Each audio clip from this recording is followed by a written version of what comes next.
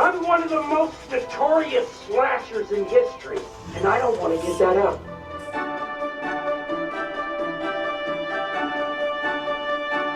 I'm Jessica, the Museum Guide, and today I'm at the UK's only paranormal museum, the Museum of Curiosities in Nottingham. It really is a mix of a cabinet of curiosity, a collection of supposedly haunted and unsettling objects, movie props, and a kind of roadside attraction, freak show kind of vibe. Nottingham is home to a lot of interesting museums. I'm going to talk a little bit more about my time here a bit later on in this video.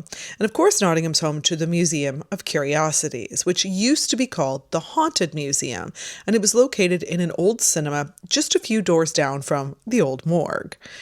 The museum was located in the cinema from 2018 to 2021 when they secured this location, and this building had a lot of surprises in store for them, but more on that a bit later on. The museum's owned by collector and paranormal investigator Steve Wesson, who originally started it with his ex-wife. He says, quote, "When you get a collection and it gets too big, it turns into a museum. I used to go ghost hunting, and as we went around, we collected bits and bobs, oddities, and weird stuff. Now we've got 4 floors full of it." Now, Steve Wesson has kind of been called the United Kingdom's answer to Ed and Lorraine Warren. And you might remember recently I visited the Conjuring Museum here in London, and I'll just pop that link up above. Now, these 4 floors are what has been called the United Kingdom's largest collection of haunted objects. It used to be called the Haunted Museum, after all. Now, it should come as no surprise to my regular viewers that I don't believe in ghosts, but the lovely women who work at the museum definitely do, and if you do too, I'm not here to try and debunk anything. If believing in the paranormal gives your life a little extra intrigue and mystery, then power to you, especially at Halloween. Now let's get started on our after-hours tour of the museum. Museum expert Mary Jane Duke will also be joining us on our tour today, and she's going to describe some of the ghostly goings-on that she has experienced as we walk around. Just a reminder that October's Patreon-only video is the goriest paintings in the National Gallery. You can find the link below. So I think that it's quite fitting that the first room that we enter here at the museum in Nottingham is a room dedicated to Robin Hood, of course. Now, if you're like me, most of what you know about Robin Hood is from the Disney version. Love that, Fox. Robin Hood was a legendary heroic outlaw originally depicted in English folklore, and he's the star of many a play, book, ballad, and movie. He's sometimes depicted as being of noble birth, and of other times of humble origins, and in the oldest versions, he's of the yeoman class. Of course, he's heavily associated with robbing the rich to give to the poor. Essentially, our man is a socialist, Comrade Hood. Now, he has a whole band of merry men that he runs with, including Friar Tuck, Little John, and Will Scarlet, and of course, his love interest, Maid Marian. A major thoroughfare near here is even named for her. Everything in Nottingham is named for Robin Hood, it seems. Now, together, they all conspire against Robin Hood's sworn enemy, the Sheriff of Nottingham. On the wall here, we can see Robin Hood's last arrow. Wow, that's quite a find for a mythical character. Well, no, this is just a representation of a key part of the Robin Hood mythos. A dying Robin Hood shoots one final arrow from the window of Kirklees Priory, decreeing that he should be buried where it falls. It's legendarily said to be at the gatehouse there. So here on the shelf, a number of different objects that were collected from so-called witch doctors, types of healers that treat ailments that may or may not be caused by witchcraft. The term's not really in use anymore. We usually say shaman, but after doing a bit of research, I think this is either a chokwe mask from southern Africa or an Ikoi mask. But let me know in the comments if you know more. We have a large taxidermy lion here. His name was Simba, and he was in a lot of different TV and film productions, including the Elizabeth Taylor and Richard Burton legendary Cleopatra from 1963. He was the largest lion in captivity, a massive 825 pounds. It's about 350 kilos. And he was in the Guinness Book of World Records for that. And he is immortalized at the museum. There's a photo of him while I'm getting very close to his face. There's a photo of him there while he was still alive. We're about to head into the Pendle Witch Cave. Now, of course, this is kind of another diorama, just getting us in the mood for the rest of the museum. And it's referencing the Pendle Witch Trials, something I'll definitely be making a video about in the future. Now, this really happened. In 1612, Alison Devizes tried to beg a pin, something that was sometimes used for spellcasting, from a peddler called John Law, but he refused. He then claimed that a big black dog came and sat beside her and talked, and he later found himself paralyzed. Now remember, black dogs have a long and storied history in British folklore, dogs like Black Shuck, and they are often associated with hauntings, and they were popular witches' companions. Now John Law likely had a stroke, which would explain his shaken and ill state and the, quote, twisted expression that people described him having later, but he accused Alison of witchcraft. She then burst into tears and begged forgiveness, and that opened her up to indictment and then a trial. Heartbreakingly, she began to fear her own supposed powers, and she began to accuse members of her own family and a rival family of this capital offense. They were held in subterranean cells in Lancaster Castle, which are still there, by the way, and they were there for months. The subsequent Pendle witch trial shocked the nation, and at the end of the process, 10 people, 8 of them women, were left hanging in the gallows. I think Pendle will be on my list for next Halloween.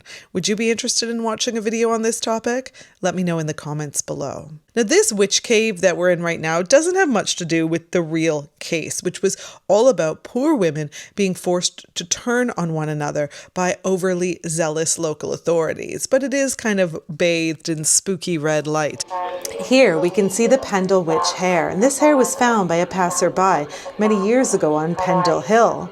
It's said that witches would use animals like hair for their witchcraft and as offerings to their gods. This very hair was inspected by a witch, and they told the museum that in order to avoid any bad luck and receive good luck from the hair, that we should make an offering and say these words: "Please accept this offering as a thank you for everything you did in the past." And there's a little offering bucket here if a person would like to make a small donation. This here is Boris the mummified cat. He came to the museum from a family that had inherited a Victorian house, and they found this when they were renovating. You might remember from a number of my other videos where I talk about mummified cats, it's very common to find them in the walls of Victorian houses and pubs. They were walled up because the scent of the cat would repel mice, but there was also a superstitious element involved. Mummified cats are in a lot of my videos. A witch's spell box that was found within the sealed wall of a renovated building in Padstow, Cornwall. I'm surprised this one didn't end up in the Museum of Witchcraft that's in Cornwall. The problem is that there's no catalog, so I don't know much more about this witch's box. I will say that other similar witch's boxes have been found, filled with kind of random bits. Remember, in the 17th century here in England, women were very vulnerable to accusations of witchcraft. And so what we think may have happened with witches' boxes like this is that they went around their home, they collected all of their possessions that could be potentially incriminating and sealed them up, hidden them away in a wall, only to be found hundreds of years later. That's it, or maybe they are real witches' spell boxes. Of course, a lot of us love horror movies and spooky museums, but have you ever had a truly dark time in your life? I think we all have. Let's face it, sometimes these topics that can seem so fun here at the Museum of Curiosities can spiral out of control. I'm talking about grief, anxiety, depression, and other negative patterns in your life. But what would it be like if you could cast off these worries and break free of the stuff that haunts you? Trust me, I know how hard it can be to break these cycles alone, but with the right kind of support, it's possible to kick those skeletons to the curb. Therapy can be exactly the right kind of support. Today, I'm thrilled to be working on a paid partnership with BetterHelp. They're on a mission to make starting therapy easier. After you click the link below, you'll fill out a simple questionnaire. Then they'll match you with a credentialed therapist who will listen, really listen and give you helpful, unbiased advice. And you can trust them. They have more than 7,000 reviews and a 4.3 rating on Trustpilot. Click the link below or head to www.betterhelp.com/themuseumguide to get 10% off your first month of therapy. A month from now, you'll be really happy that you did. But now, let's get back to the fun kind of scary at the Museum of Curiosities. Ah, here's the bell from the Horsemonger Lane Jail, which was also known as the New Jail or the Surrey County Jail. This was a prison close to present-day Newington Causeway in Southwark in South London. It was built at the end of the 18th century and was in use until 1878. 131 men and 14 women were executed here between 1800 and 1877. The gallows were on the roof of the gatehouse so that huge crowds could amass and watch the executions take place. And this is the bell that would ring before those executions. So I've been given the opportunity to do something rare on this channel, and rare in life in general. I'm going to hold a human skull. Hold it? Sure. Welcome to. So this is the haunted skull, whose name is Elizabeth. So by law in the UK, any bones do have to have been dead for over 150 years to be on display. So we're not too sure on exactly how much older she's done that, but that's the minimum that she's been dead for. Yeah, it's the Human Tissue Act. I'm Yeah. sure you've had to do, yeah. Yeah. Wow. So we've done our own investigations on her, and the name Elizabeth comes through multiple times, so that's the name for her. Fantastic. But we've all had different experiences with her. And what's the other skull? The other one we call the Unknown. We haven't done an investigation on her, so that's just what we call her. What we do know is that she is female, and but yeah, she's a more intact. Yeah. So she's only missing a jaw. So they were donated to us, so we're not Okay. too sure where they originally came from. Medical collections or, yeah. Wow. Thanks. Brilliant. We'll see if we catch anything unusual in my video. So just a whole mix of different objects here, from dioramas and human remains also, but to antique bits of funeral ephemera. This is a cooling board, perforated wooden platform on which a dead body would be temporarily stored to prepare for the funeral.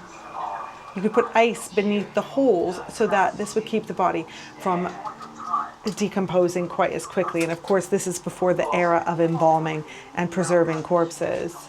A replica of catacombs. We'll see more catacombs when we head downstairs.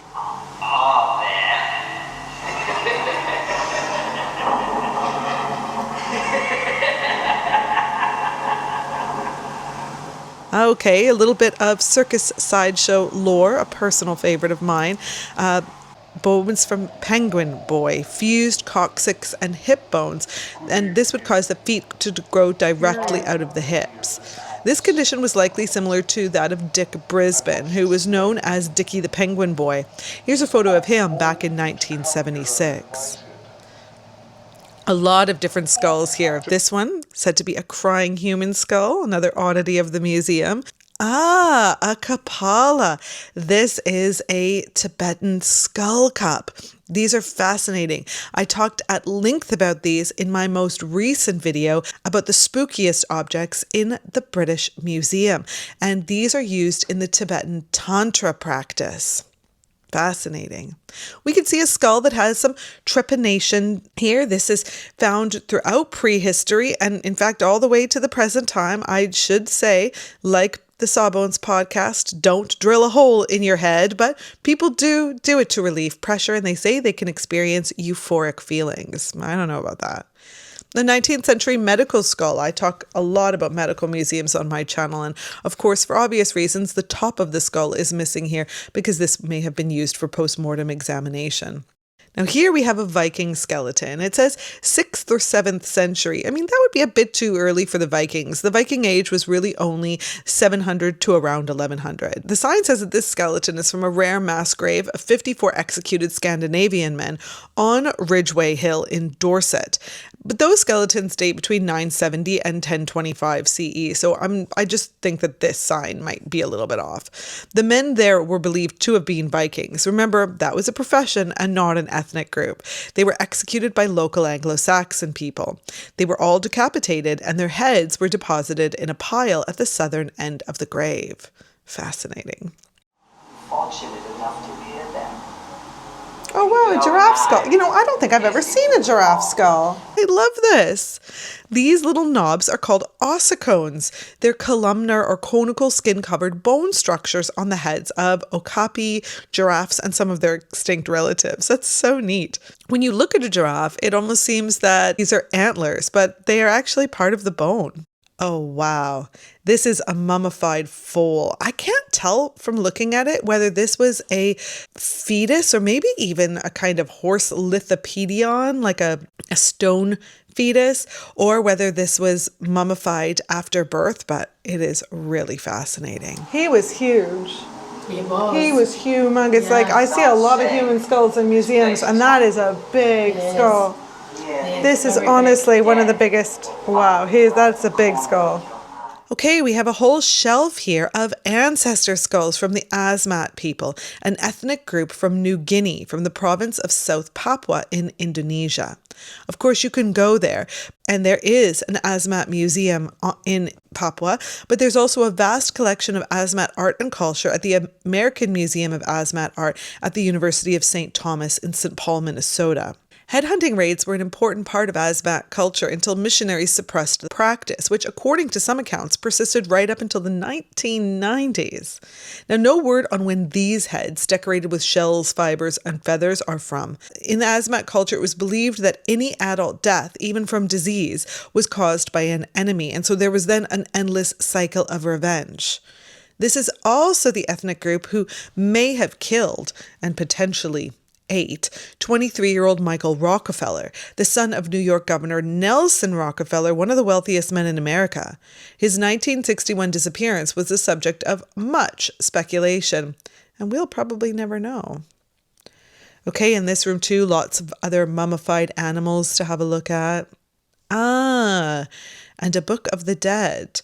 Post-mortem photography. I'm really surprised that we haven't encountered more of this on my channel in the past. Now, just in case you're unfamiliar, Victorian post-mortem photography emerged around the time of the invention of the daguerreotype in 1839 and lasted until roughly the 1930s. Before this, post-mortem portraiture or paintings were restricted to the upper class. So because deaths were so frequent in the 19th and early 20th century, and many people, especially children, had no photograph or painting taken of them while living, sometimes they would have one after their death, often propped up, even with special stands to snap their photo, sometimes looking like they were still alive, even with irises and pupils drawn on their closed lids. More commonly, though, Victorian post-mortem photography was done in mourning tableaux, so the person is obviously dead in their coffin or surrounded by flowers. Just remember that a lot of the more uncanny versions of this photography, they are fakes. The practice has been overstated and was probably a lot less common than is sometimes claimed. That said, remember that today, many parents of babies who die before or shortly after birth do decide to have photos taken, and this can be a very healing and meaningful act. There's nothing macabre about it. I love this. This is an original Victorian funeral bier cart. Now, not beer like that. A bier is a stand on which a corpse, coffin, or a casket is placed to lay in state or to be carried to their grave.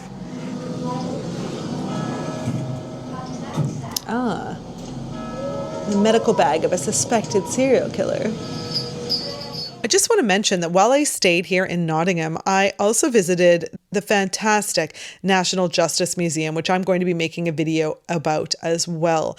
And that's just across the street from the iconic Lace Market Hotel, which is in the heart of the city's cultural and historic Lace Market quarter. This was an impeccable stay with a seriously luxurious room and a delicious breakfast with tons of history. The hotel itself is comprised of 4 historic buildings. Lots of fantastic history of Nottingham right in the area. Whether you're coming to Nottingham for the Museum of Curiosities, Robin Hood Tourism, the National Justice Museum, the City of Caves, or all of it, the Lace Market Hotel is an amazing place to stay for a weekend city break. I highly, highly recommend it. We're just about to go downstairs. Most buildings in Nottingham have some sort of cave beneath them. That's because Nottingham is built on a very soft sandstone, which was an easy way for people to extend their real estate. By digging a cave beneath your home or building, you could use it for storage, for beer productions, or for any kind of maybe dark and nefarious purposes as well. So when Steve Wesson purchased this new building in order to use it for the new museum, he didn't realize that the building came with its own set of caves. I mean, that should come as no surprise. I featured the City of Caves in my most recent Patreon video. There are more than 900 man-made caves beneath the soft sandstone of Nottingham. Nearly every building has got caves underneath. Look at the advertisements on the pubs just a few doors down from the museum. You can see they've all got their own caves. And there's also the famous The Old Trip to Jerusalem pub, which is iconically located in a series of caves. But the museum didn't realize this, and it took a lot of excavation time and money to carve them out. We thought it was like an understairs cupboard, and we took it down thinking we'll make use of the area. But then the ground was all soft, so it was like all grit and sandstony and things like that. So we took it away, took a few away, got a step, then we found another step, then another step, and we just kept going. And like thousands of sacks later, and 3 large skips, we opened it up. Wow. And this was the original state of the cave. Not long after we opened, we had a lady come in who wanted to look around the museum. She actually lived here over 50 years ago, and this was their cold room. Now down here we also have the museum's so-called Dybbuk box. A Dybbuk is a clinging or possessing spirit. That's a Hebrew word that means cleaving or clinging. In some Jewish communities, there is a belief that a Dybbuk is created when a person has died but is not yet ready to cross over, as they have sinned without performing teshuvah, or an act of repentance. And teshuvah is quite an involved process. Back in 2004, a writer called Kevin Mannis wrote a story about an antique wine cabinet claimed to be haunted by a Dybbuk, and this drew a lot of attention when it was auctioned off on eBay. Mannis wrote a lot of backstory for the box, featuring Holocaust survivors and paranormal claims, which then became the inspiration for the 2012 film The Possession. However, back in 2021, Mannis told Input magazine that the Dybbuk box story was entirely fictional, but that didn't stop Zach Baggins from buying and displaying that very Dybbuk box in his haunted museum in Vegas. I'd love to visit. Anyway, Mary wasn't sure the provenance of this Dybbuk box, so I think it's just an homage to the one in Vegas. Don't mind the nun at the end of the hall, but here there's called a selection of cave ashes. This is kind of like a columbarium or a wall niche where people will place cremated remains throughout history, dating back as far as the Roman times. If you watch my video about Père Lachaise Cemetery, you'll also see they have a very large columbarium. It's interesting because a museum is meant to be a place that shows us life and represents how people live. But the museum itself can also become a place of ritual and worship as well. Local people have actually donated parts of their ashes to be placed in this columbarium. So it's not just a recreation, it's a real display and part of people's mourning ritual. Let's head back upstairs. And behind me we have a personal favorite of Steve Wesson, and one of the most famous objects in this museum. Hung on the wall here is a copy of the Diana magazine that was owned by the young girls in the Enfield haunting case. You can actually see this very Diana magazine in this iconic photo.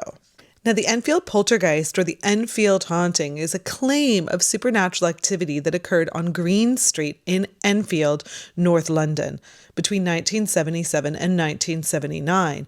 And this poltergeist activity was centered on the sisters Janet and Margaret Hodgson, who were aged 11 and 13 at the time.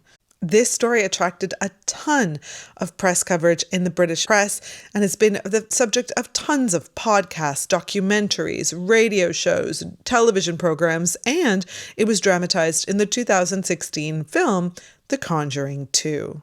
Really, really wild and actually a little bit spooky to see this magazine when you compare it to this famous photo. We're in the doll room. In my recent video about the Conjuring Occult Museum, I mentioned that I'd like to talk more about dolls and automatons sometime soon, and I think I'll visit Madame Tussauds in the future. There are two different phobias at play here. One's called automatonophobia, and that's the fear of automatons, wax figures, ventriloquist dummies, humanoid robots, and other figures designed to represent humans. The other is called pediophobia, literally a fear of small child-sized figures, and that's the actual fear of dolls. Now, there's a ton of myths and legends about haunted dolls, Annabelle being the most famous, and look, here's a Raggedy Ann that looks just like actual Annabelle. We'll also see a copy of Robert the Haunted Doll a little bit later on. This room is definitely one of those kind of roadside attraction type rooms, filled with a tableau of objects designed to spook us. And I'm sure that this is genuinely frightening to someone who doesn't like dolls. But it does contain some really interesting dolls, as well as some footage playing on the TV from the Island of the Dead dolls. This small island is in the Laguna de Tequila, south of the center of Mexico City. It's filled with all kinds of dolls, put there for an unknown reason over the course of more than 50 years by the island's eccentric and reclusive former owner, Don Julian Santana Barrera. According to the legend, which has no evidence, by the way, Barrera saw a drowning girl in the lagoon. Then he saw her doll the next day floating in the same spot. He hung up the doll in the tree to ward off evil, and then another doll appeared in the lagoon, and he continued the process. Now, Barrera's death is equally as storied. In 2001, his nephew came to the island to help him out, and as they were fishing, Barrera started singing passionately and said that mermaids in the water of the lagoon were calling for him. When his nephew left for a few minutes, he came back, and his uncle was face down in the canal, in the same spot where the girl was said to have drowned decades earlier. It's an increasingly popular place for dark tourism, and in 2022, the Guinness Book of Records recognized it as the world's largest collection of haunted dolls. Loads of ghost hunting shows have visited, and the music video for Lady Gaga's new song, The Dead Dance, directed by Tim Burton, was actually filmed there on the island.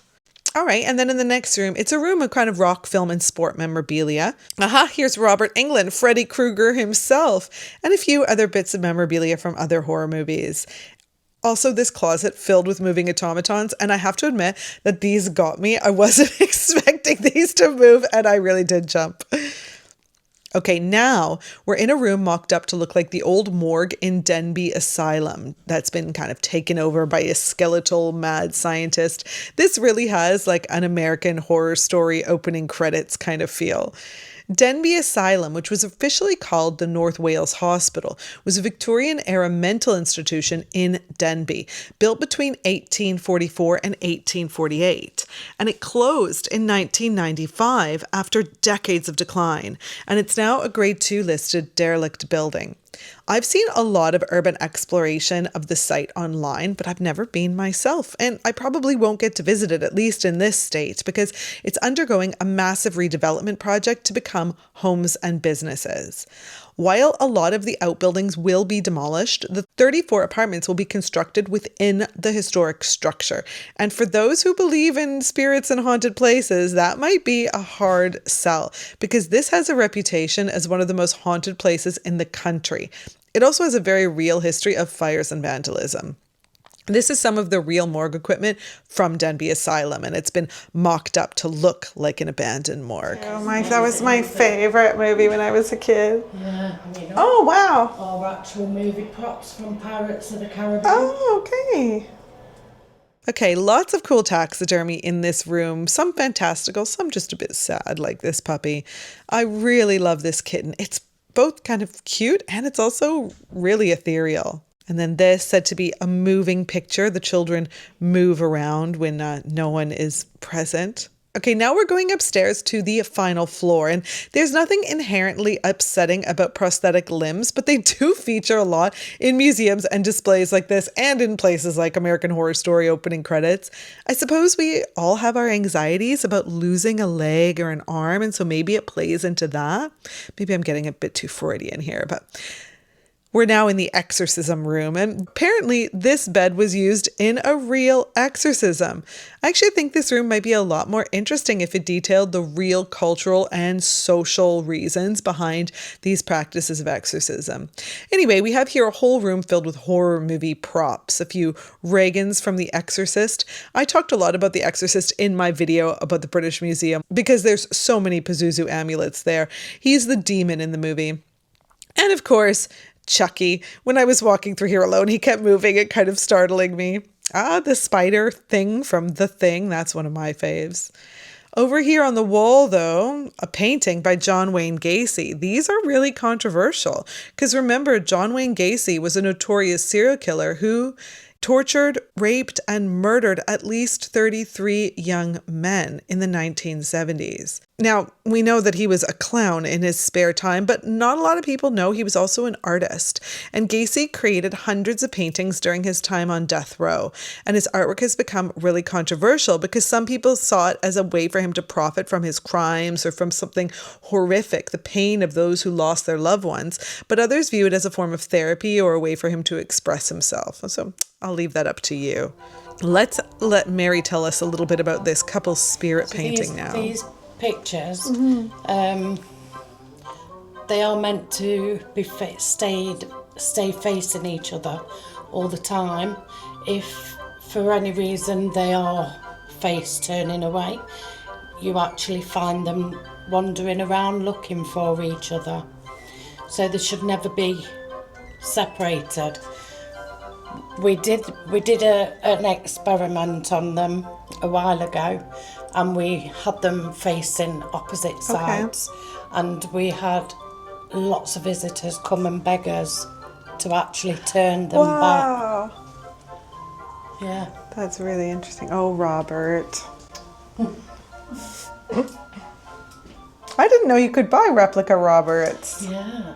Robert's a famous haunted doll, probably the most famous other than Annabelle, of course. Now, the real version of Robert, he's quite a bit bigger than this, and he's in a museum in Florida. According to the museum, Robert has caused, quote, car accidents, broken bones, job loss, divorce, and a cornucopia of other misfortunes. And museum visitors supposedly experience, quote, post-visit misfortunes for failing to respect him. Robert, too, has spawned a horror film franchise. The cute little guy looks like he wouldn't hurt a fly, but no disrespect, Robert. I don't want to invite his wrath. There's a lot of haunted dolls in this room. Now, remember, I was saying I was going to create a video about the fear of dolls, but there's also the related phenomena of people being fearful of so-called haunted dolls, which are really popular on Reddit and YouTube. You can see here, of course, the sign, cursed doll, handle with extreme caution. That's really riffing on the Warrens and the signs that they have in their museum about Annabelle. Okay, here's a vampire hunting kit. You can see the signage says that one very similar to this sparked a huge bidding war back in 2022. These were popular tourist souvenirs sold to travelers on the continent in the late 19th and early 20th century. They're really just a thrown together assortment of things that might be handy to defeat the vampires that were popular in literature at the time. Remember, this is after Polidori and Stoker's vampire tales. Okay, a Ouija board. This is one of the newest acquisitions of the museum. The note says that the donator's dad bought the board in the 1970s, and things have been happening in their home ever since.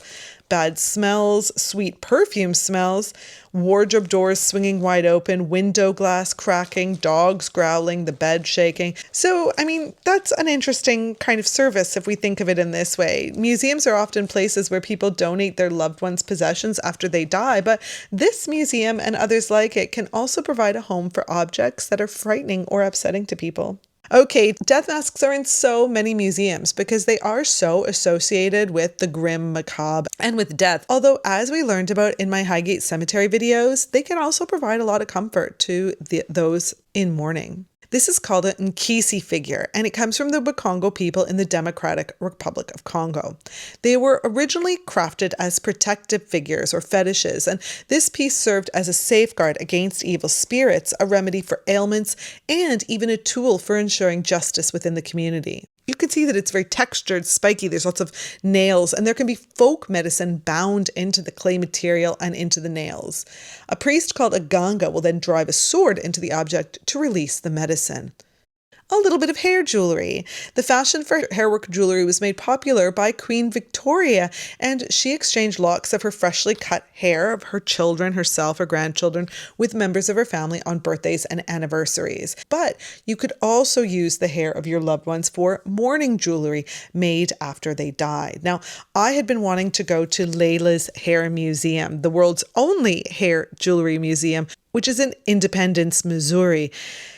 It operated for 70 years, but sadly, it closed permanently as of September 30th, just a few weeks ago, after the passing of its founder, Layla Cohoon, in November of 2024. Let's finish our video today with a few more of these dolls. This teddy bear is said to have an attachment to a 4-year-old boy named Jack who died of polio. Okay, now this one, the witch's soul. This doll is from an American collection, and the owner who donated it said it was originally found in a tree in a place where witch trials had occurred, but it caused disturbances in his home, so he concealed it in a box in his attic, but he no longer wanted responsibility for keeping it. Yeah, that's kind of like that Ouija board. Finally here, Peter the Plague doll. It says here that a little boy died of the plague and that they placed his clothes on this doll. And now the doll kind of giggles or emanates intense energy and sometimes can even be seen running around the room. That said, I mean, there really haven't been many cases of plague in this country since 1666. And these clothes in this doll definitely aren't from that time period. There were a few cases of plague reported in England in 1910, so let's give poor Peter the benefit of the doubt. And again, when we was in our original building, she was in a cabinet. It was all darkened around the sides and the back, so you could only see her through the front. And we had a group of guys come in, and the tour guide was around with them, and they began to taunt her. And in that split second, the cabinet swung open. Oh my God. But it was a different cabinet, so you'd got a lock there and there. So we have no idea how those two locks came open. Did it scare the hell out of them? Yeah, it sure did. Yeah, good. I mean, It quietened them, didn't it? I'm one of the most notorious slashers in history, and I don't want to give that up. All right, well, from me and Chucky, that's the end of our tour. I hope that you've enjoyed exploring the Museum of Curiosities, and I'll see you the next time I'm at the museum.